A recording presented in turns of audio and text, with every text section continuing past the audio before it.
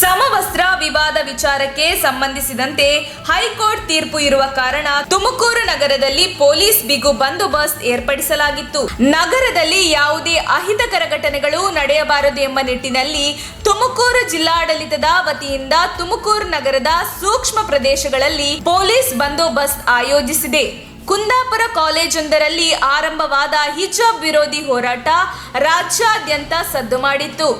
ಒಂದು ಗುಂಪಿನ ವಿದ್ಯಾರ್ಥಿಗಳು ಕೇಸರಿ ಧರಿಸಿ ಕಾಲೇಜಿಗೆ ಆಗಮಿಸಿದ್ದು ಇದು ವಿವಾದಕ್ಕೆ ಕಾರಣವಾಗಿತ್ತು. ಈ ವಿವಾದದಿಂದ ವಿದ್ಯಾರ್ಥಿಗಳು ಪರಸ್ಪರ ದೈಹಿಕ ಹಲ್ಲೆ ನಡೆಸುವ ಹಾಗೂ ಕಾಲೇಜಿನ ಗ್ರಂಥಾಲಯ ಮೊದಲಾದ ವಸ್ತುಗಳನ್ನು ಹಾನಿ ಮಾಡುವ ಮಟ್ಟಕ್ಕೆ ಬೆಳೆದಿದ್ದು ಪರಸ್ಪರ ಕಲ್ಲು ತೂರಾಟವು ನಡೆದಿದ್ದು ಈ ವೇಳೆ ಸರ್ಕಾರ 3 ದಿನಗಳ ಕಾಲ ಶಾಲಾ ಕಾಲೇಜುಗಳಿಗೆ ರಜೆ ಘೋಷಿಸಿತ್ತು.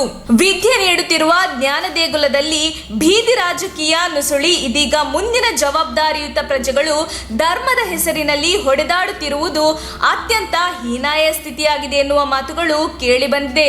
ನಮ್ಮ ತುಮಕೂರು ಮಾಧ್ಯಮದ ವಿಶೇಷ ಸುದ್ದಿಗಳನ್ನು ನಿರಂತರವಾಗಿ ಪಡೆದುಕೊಳ್ಳಲು ಚಾನೆಲ್ ಅನ್ನು ಸಬ್ಸ್ಕ್ರೈಬ್ ಮಾಡಿ. ಕ್ಷಣ ಕ್ಷಣದ ಸುದ್ದಿಗಳಿಗಾಗಿ www.nammathumakuru.com ಗೆ ಭೇಟಿ ನೀಡಿ.